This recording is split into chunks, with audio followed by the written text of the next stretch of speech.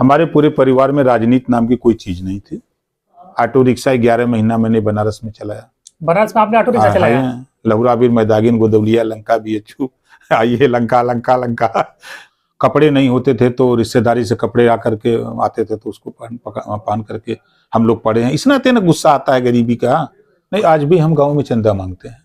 आज भी मैं मिनिस्टर हूँ। अंधरा पुल पर ओवरलोडिंग लेके जा रहे थे, TI दौड़ा लिया और हाथ हम रोके नहीं, हमके भगा के हम आगे ले जाके सवारी उतार देंगे, लेकिन वो अपना भाई बुलेट से चाप के घेर लिया तो आगे 2-3 झापड़ मार दिया।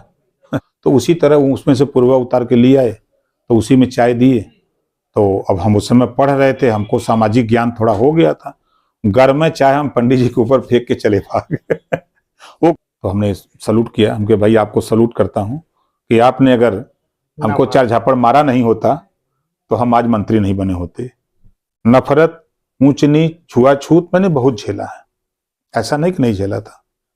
मजदूरी करना, मेहनत से करना, सब्जी बेच लेना लेकिन चोरी मत करना, और बच्चे को मेहनत से पढ़ाओ। आधी रोटी खाओ लेकिन बच्चे को पढ़ा दोगे। शिक्षा तेरे घर में चली गई तो ये समझ लेना कि तेरे विकास का दरवाजा खुल जाएगा। ओम प्रकाश राजभर जी वैसे आज के दौर में किसी परिचय के मोहताज तो नहीं है, लेकिन जिस जगह से वो आते हैं वहां से निकलकर MLA बनना, विधायक बनना भी आसान नहीं, क्योंकि वो बहुत अति पिछड़ी जाति, राजभर जाति से आते हैं। जाहिर बात है कि बलिया में, गाजीपुर में, पूर्वांचल में सभी दलित पिछड़ों को जाति भेदभाव का शिकार होना पड़ता है, लेकिन राजभर अति पिछड़ी जाति है और इस कम्युनिटी के लोगों को भी जो अन्य पिछड़े हैं जैसे कि यादव, कुर्मी, पटेल, उनके मुकाबले और ज्यादा जाति भेदभाव झेलना पड़ता है। राजभर जी, आसान तो नहीं रहा होगा बलिया से निकल के लखनऊ आना और फिर पूरे देश में चर्चा का विषय बन जाना। आपके बात लोग, आपके बयान लोग सुनते हैं और गंभीरता से सुनते हैं। ये भी नहीं कि कोई आपको कोई मस्खरा मानते हैं, लोगों को लगता है जो बोल रहे हैं सच बोल रहे हैं। तो कैसा रहा ये जीवन यात्रा? क्या शुरू से फैमिली में आपका पॉलिटिकल बैकग्राउंड था या बाप दादा पॉलिटिक्स में थे कि आप भी आसानी से पॉलिटिक्स में आ गए? नहीं, देखिए हमारे पूरे परिवार में राजनीति नाम की कोई चीज नहीं थी। मैं पढ़ रहा था, पहली बार 82 में पंचायत का चुनाव घोषित हुआ 10 साल के बाद।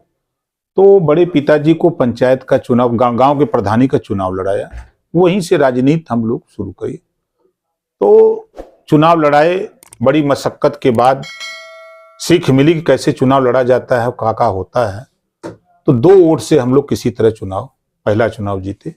जीतने के बाद जब जनता के बीच में काम हुआ तो फिर उसके बाद 550 वोट से जीते, फिर 1100 वोट से जीते, फिर 2500 वोट से जीते। तो वहां से सीख मिली। फिर उसके बाद 95 में जब पंचायत एक्ट लागू हुआ तो उसके पहले देखिए हम लोग बड़ी मेहनत करके यहां तक आए, वैसे नहीं आने वाले हैं। हम लोग कांसीराम जी के संपर्क में शिक्षा पीरियड में आए, उनसे सीख मिली, प्रेरणा मिली राजनीति की।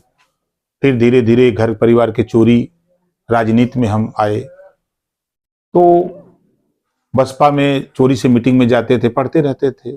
बीच में बड़ी घटनाएं घटी, आर्थिक तंगी। ऑटो रिक्शा 11 महीना मैंने बनारस में चलाया। बनारस में आपने ऑटो रिक्शा चलाया? लहुरा बीर मैदागिन गोदौलिया लंका BHU आइए लंका लंका लंका। गोदौलिया गोदौलिया कचहरी कचहरी चिल्लाते रहे। यानी कि आर्थिक स्थिति इतनी खराब थी? इतनी खराब थी। फिर उसके बाद एक भाई था, बीमार था, उसके रीढ़ की हड्डी में चोट थी। जब डिस्चार्ज हो गया बनारस से BHU से तो फिर घर ले आए। तो जीप एक हम लोगों ने सेकेंड हैंड की लिया, खुद जीप चलाते थे। तो सिंधोरा फूलपुर 13 किलोमीटर की दूरी में। उसी बीच कमर्शियल खेती शुरू किया। राजनीति करते रहे, पढ़ते रहे, कमर्शियल खेती शुरू कर दिया। 4 भाई हम लोग बराबर खेती में मेहनत से, खेती भी मेहनत से किए, पढ़ाई भी मेहनत से किए, ड्राइविंग भी मेहनत से की, ऑटो रिक्शा भी मेहनत से चलाए। कोई काम हमारे लिए छोटा नहीं हमने देखा। हम जब पढ़ते थे तो अपने हाथ साइकिल का जैसे कोन, कटोरिया, धुर्रा, हचक सब अपने से कर लेते थे। कहीं नहीं पंचर वंचर सब बना लेते थे खुद। मतलब वो आलम था, गरीबी का आलम था। इस नाते दूसरे की किताब, पहले सिस्टम था कि आप जैसे BA पास के, इंटर पास के लिए तो आपकी किताब लेके दूसरा बैच पढ़ता था। पुरानी किताबों को लेकर, पुरानी किताबों को। कपड़े नहीं होते थे तो रिश्तेदारी से कपड़े आकर के आते थे तो उसको पहन करके हम लोग पढ़े हैं। इस नाते ना गुस्सा आता है गरीबी का। वैसे ही थोड़ा हम बोलते हैं।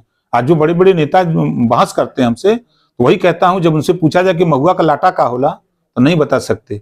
महुआ का लपसी का होता, हलवा कैसे बनता है नहीं बता सकते। तो उन चीजों को ओम प्रकाश राजभर झेला। झेल करके फिर जब हम 95 में पंचायत एक्ट लागू हाँ, हुआ। यही सवाल है कि आपने बीएसपी से अपना पॉलिटिकल करियर स्टार्ट किया, फिर खुद की पार्टी बनाने का ख्याल कैसे आया? देखिए, जब बसपा से कई बार की झंझट तकरार के बाद बसपा छोड़ा तो हम लोग खेती के दिमाग में लगाए कि हम लोग राजनीति नहीं करेंगे, खेती करेंगे। ये यहाँ नेता लोग बहुत झूठ बोलते हैं। फिर मैं हमारे बीच में डॉक्टर सोनल पटेल जी आए, तो उनसे बातचीत हुई तो उन्होंने भी लालीपाप दिया हमको, फिर गुमराह अपना दल बना चुके थे वो? हाँ, वो बना चुके थे। फिर हमको गुमराह करके ले गए कि हम आपको 20 सीट देंगे, आप आइए। हमके तो पहले कुलसला तय कर लीजिए, तो कुलसला सहित हमने 20 सीट की सूची दी, 20 फाइनल कर दिए। जब टिकट देना हुआ तो ये नहीं देंगे, वो नहीं देंगे, ये नहीं देंगे, कुलसला के खुद लड़ गए। फिर हमने चुनाव में ही कह दिया कि भैया अब हम लोग जा रहे हैं घर, अब नहीं रहेंगे। तो अतीक अहमद जी उस समय उनके प्रदेश अध्यक्ष थे, तो कहें कि यार इनको चुनाव लड़ा दो। हमके भैया रहेंगे तभी चुनाव हारेंगे, अब निकालेंगे कि पार्टी विरोधी गतिविधियों में उनको पार्टी से निष्कासित किया जाता है, तो उससे बढ़िया पहले इस्तीफा ले लो, हम नहीं रहेंगे दल में। और रही बात इनको, तो चुनाव पर प्रचार करेंगे, वोट मिले न मिले भाई हम नहीं जानते। खैर, चुनाव बीत गया, चुनाव हार गए। हारने के बाद फिर हम लोग अपना घर खेती बाड़ी में लगे।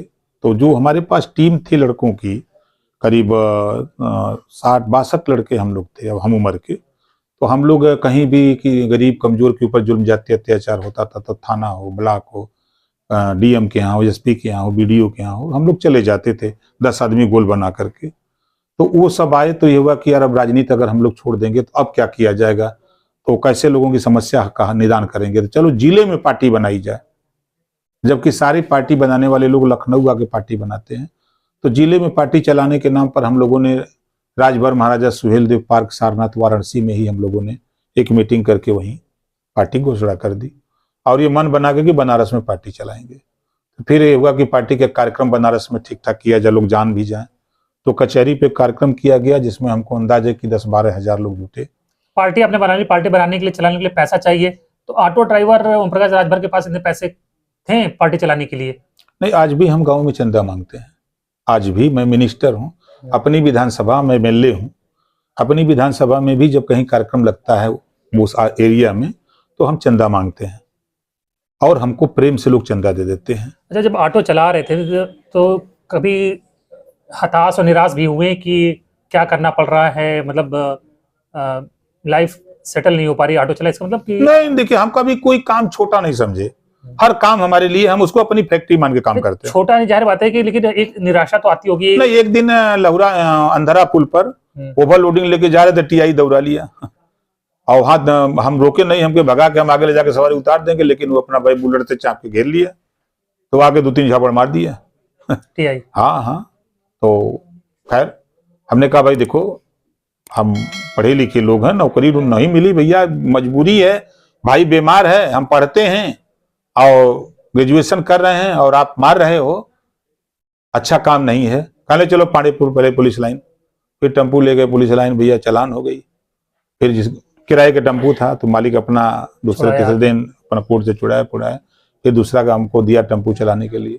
गांव में कितनी खेती थी आपके? अब तो बढ़ा लिया विधायक बनने के बाद? नहीं, विधायक बनने के बाद कहाँ हम कुछ कर पाए। कितनी खेती थी आपके शुरुआती? हमारे बंटवारा हुआ, जैसे पिताजी 5 भाई थे, तो बंटवारे में हम लोगों को करीब 9 बीघा खेत मिला बंटवारे के। आपके पिताजी को? हाँ, हमारे पिताजी को। तो पिताजी सर्विस करते थे। कितने भाई बहन थे आप? हम 4 भाई 1 बहन। 9 बीघे में गुजारा हो जाता था? नहीं, तो पिताजी सर्विस करते थे सरकारी? हाँ, नहीं, हाँ, ईसीएल में सरकारी। तो उन्होंने 79 में 16 बीघा जमीन रजिस्ट्री कराई, अलगौजी होने के करीब 5 साल बाद 16 बीघा जमीन रजिस्ट्री कराई। उसके बाद हम लोगों ने जब कमर्शियल खेती शुरू किया तो अच्छा हम लोगों ने इनकम शुरू किया, और हम लोग लक्ष्य बना लिए कि हमको ये करना है। तो हम लोग भी समझिए कि करीब 14 बीघा जमीन हम लोग खेती करके 3 साल में हम लोग खरीदे। आप जिस जगह से आते हैं, जिस कम्युनिटी से आते हैं, बहुत उसे जाति भेदभाव झेलना पड़ता है। आपने कभी फेस किया जाति भेदभाव या? बहुत जाति वजह से हमारे गांव में एक पंडित जी में, कहीं गांव में नहीं, हमारे गांव में जैसे पंडित जी एक दिन भैंस खो गई, तो पंडित जी आए हमारे बड़े पिताजी के यहाँ, तो कहे कि अब भैंस हमारी रात को कोई खोल ले गया है, और किसी को भेज देते साथ, तो हमारे साथ चलता उधर 2-4 जगह पूछा जाता। तो बड़े पिताजी कहे तो भाई अब उसमें लड़कपन था तो उनके साथ चले गए तो एक मास्टर साहब थे, नाम याद नहीं आ रहा है, तो उनके दरवाजे पे गए तो चौकी थी तो हम बैठ गए। तो मास्टर साहब आए तो बहुत जोर बिगड़ी, कहाँ नाम है तुम्हारा? हम कहे कि ओम प्रकाश भार। हटो, यहाँ बैठे हो, चलो उधर बैठो। तो मोढ़ा लिया, वो पोरा का बनाया जाता है गाँव में, तो कहीं से बैठो। फिर उसके बाद हम भैया उधर बैठे, अब लड़कपन था, क्या करें। फिर वो चाय ले आए, तो पंडित जी को गिलास में चाय दिए, तो वो जैसे ओसार थी नरिया का, तो उसी पर रखे थे पुरवा, चाय वो जैसे मजदूरों को दिया जाता है गरीबों को, तो उसी तरह उसमें से पुरवा उतार के ले आए, तो उसी में चाय दिए। तो अब हम उस समय पढ़ रहे थे, हमको सामाजिक ज्ञान थोड़ा हो गया था, घर में चाय हम पंडित जी के ऊपर फेंक के चले भाग गए। वो घटना आज भी हमको भूलती नहीं है। भाग के आए तो पिताजी पूछे कि क्या हुआ? हमको कुछ नहीं, जा रहे स्कूल। फिर झोरा उठाए भाग गए स्कूल। तो पंडित जी पहुंचे, कहा वो दोनों लड़का बजे लग के कर, तो कहा ठेकेदार का लड़का है, कहा वो चाय घर में फेंक दिले पंडित जी के ऊपर। जिंदा है कि नहीं पंडित जी? वो विधायक बनने के बाद उनसे मुलाकात हुई कभी? नहीं, मंत्री बने तो हम पहले टीआई को खोजे। अच्छा, जिसने मारा था? हाँ, जिसने हमको मारा था, हम उसको सल्यूट करने के लिए। तो पता लगा तो रिटायर हो गया था, इलाहाबाद का रहने वाला था। तो मैं उसके घर गया, प्रोटोकॉल भिजवाया, तो बहुत घबराया वो, जान न पहचान, हमारे यहाँ प्रोटोकॉल ही मंत्री कैसे आ रहा है। तो मैं गया, उसके दरवाजे पहुंचा, तो हम पहचानते थे नहीं उस समय, रिटायर होने के बाद भाई रुतबा अलग हो गया उसका। अब हमारा रुतबा चढ़ गया था। गए तो दरवाजे पर, तो वहां पहले से पुलिस लगी थी, सब और लोग लगे थे। तो पुलिस ने पर्चा कराया कि यही टीआई साहब हैं। तो हमने सलूट किया, हम कहे भाई आपको सलूट करता हूं कि आपने अगर हमको चार झापड़ मारा नहीं होता तो हम आज मंत्री नहीं बने होते। तो कहा सर मुझे याद नहीं है, मुझे शर्मिंदा करें कि नहीं, आप टीआई थे बनारस? कहा हाँ। हम कहे अंधरा पुल पर आपने मेरी टेम्पू का चालान किया था। तो जब आपने मारा तो मेरे दिल में ये मन में आया, मैंने सोचा कि आज टीआई ने मारा है और टीआई को सलूट कराऊंगा। संजोग से आप रिटायर हो गए हैं, अगर आप काम पे होते तो जब मैं आपके साथ खड़ा होता सामने, तब तो आप सलूटे करते। खैर कोई बात नहीं, हम आपको सलूट करते हैं कि आपने मुझे मारा नहीं होता, मेरे दिल में ये बात बैठी नहीं होती, तो आज मैं मंत्री नहीं बना होता। इस नाते आपके यहाँ सलूट करने के लिए आया हूँ, आप घबराइए नहीं, अब चाय पिलाइए। आपके गांव में जब आप छोटे रहे होंगे या युवा हुए होंगे, तो जो अपर कास्ट है, जो मिसबिहेव करता था जात की वजह से, मंत्री और विधायक बनने के बाद उनके व्यवहार पे चेंज आया है कि अभी भी? बहुत चेंज आ गया। नहीं, तब से बहुत, देखिए जब हम लोग पंचायत चुनाव, बड़े पिताजी जब प्रधान हुए तो धीरे धीरे बदलाव आना शुरू हो गया। तब एक सामाजिक ज्ञान, जैसे आना जाना, लोगों का बैठना उठना, एक सामाजिक स्तर बढ़ने लगा।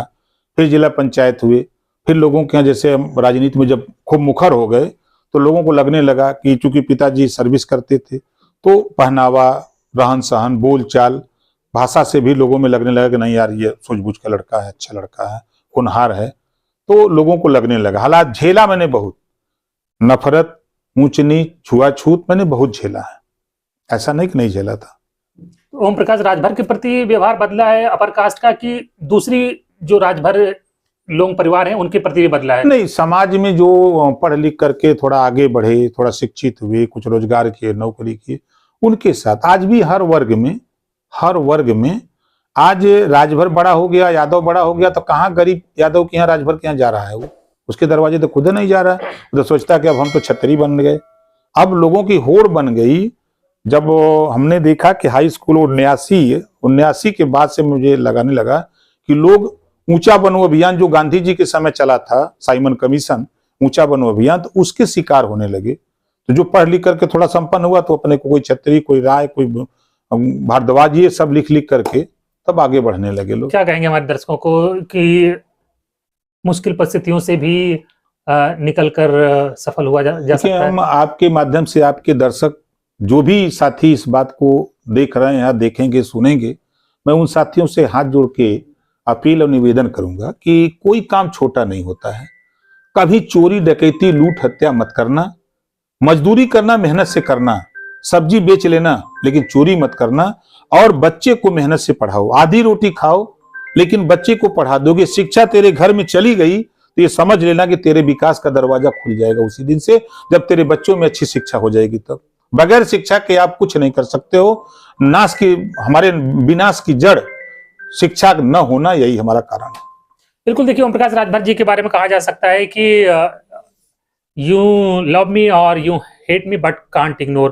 तो ओम प्रकाश राजभर जी को पसंद करने वाले और नापसंद करने वाले बराबर संख्या में हैं, लेकिन ओम प्रकाश राजभर इस बात की मिसाल हैं कि कैसे मुश्किल परिस्थितियों से निकलकर समाज में, देश में अपनी जगह बनाई जा सकती है। धन्यवाद।